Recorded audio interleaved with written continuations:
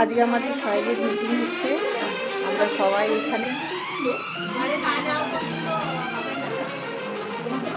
আমার সব বন্ধুরা। হ্যালো শুভ্রা,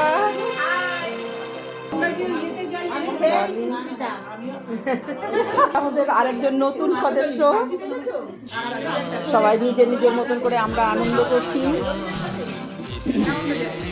গল্প করছি। আমাদের উদ্দেশ্যের কাজ প্রথমে, তারপরে খাওয়া দাওয়া হলো। এখন আমরা গল্পের সময় কাটাবো।